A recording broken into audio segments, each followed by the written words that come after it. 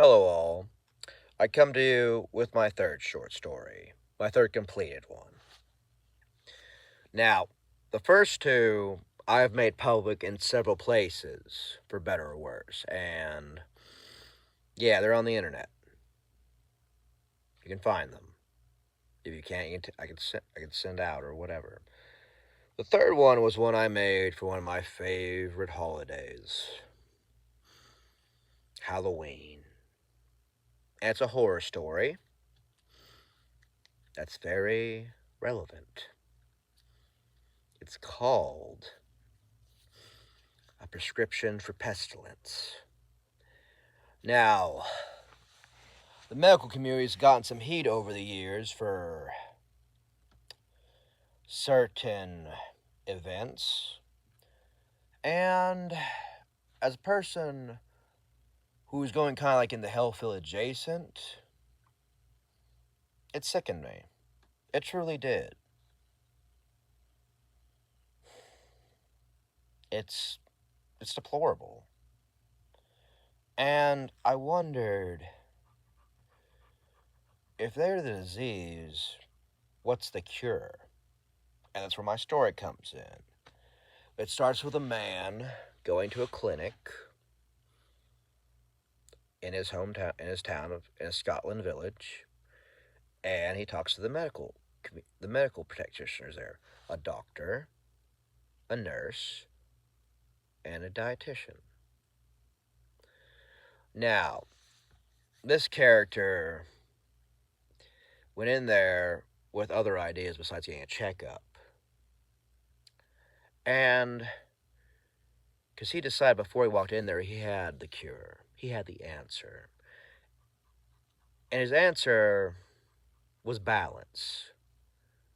Now, the way he goes about that, I'm not going to ruin that here, but yeah, it gets pretty bad. Those three I just mentioned, yeah, they get written out of the story real quick by it. So yeah, because I thought, there are a few things more horrifying than trusting somebody you're supposed to trust, and they end up betraying you for no reason, just for money or clout or recognition. Just any ulterior motive is just not welcome, and that's monstrous.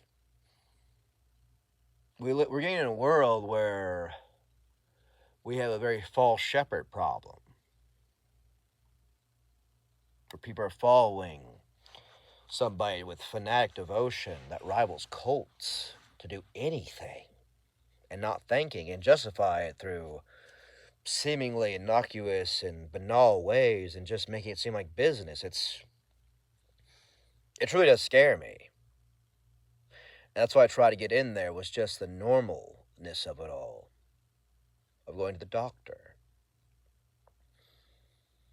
And if you all want to know what the main antagonist of the story was, it was based on old Celtic monster. And that Celtic monster's name is the Knuckleaf, which is a large demon, a large monster, centaur-like. Its skin doesn't exist.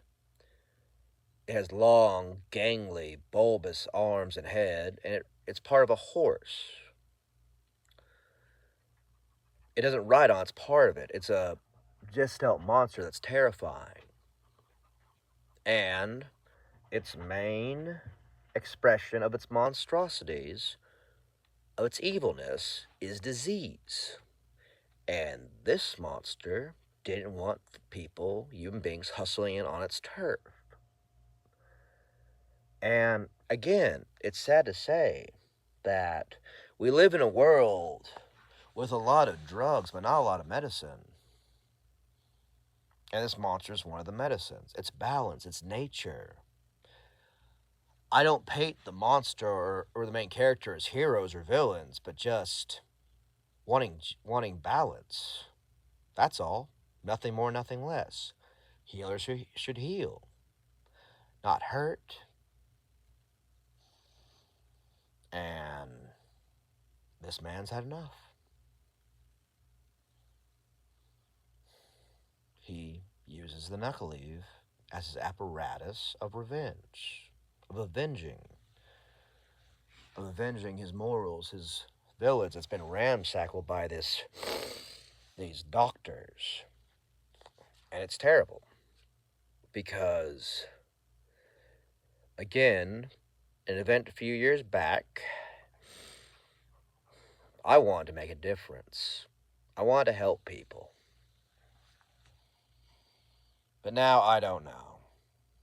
I just don't know. I'm getting to the point where I, in some instances, blame the shepherd and the sheep.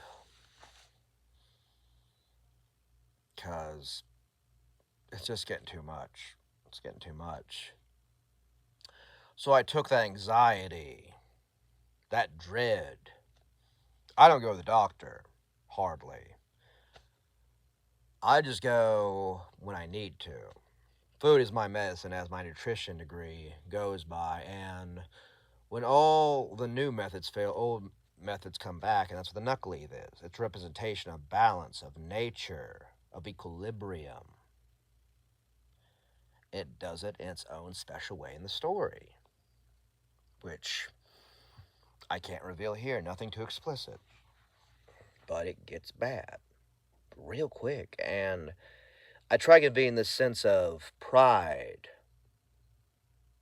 of excitement, of resolve that my main character wouldn't go that far to get what get what he needs for his people. He was willing to become the monster to fight other monsters. It is the summoner's blight, if you so say, where we bring out these weapons or monsters, and who's the real monster? That's the one question I want to ask for that whole story. Who's the real monster? It's not always so obvious. It's not always so predictable. It's never that easy. So said one of my favorite characters of all fiction. It's never that easy. It never is. Lost systems are betting on deception and you being ignorant, being easily manipulated. And I think that just exposed it. That you're just a number. You're just a case file. You're not a person. You're a walking piggy bank for these people. And that's really sad because I have nutrition and health promotion. I'm kind of health adjacent. I want to help people, but I don't blame people if they don't trust my opinion, honestly. I honestly don't blame them. It's like I got myself into this mess. And I don't know. I'm trying to help. I'm working on businesses, trying to stay healthy, trying to spread that, and just really trying to make things better where I can. That's all I can ask of myself and others. So, yeah, I'd like to know what is quote unquote a monster of yours? Or how do anyone else feel about the medical community? Nothing personal. If you don't want to say anything, you don't have to, but I'd like some discussion. If anybody has anything, because it was a very rough time for me in many ways. And just, we heal through community, not medicine. Thank you. Good day.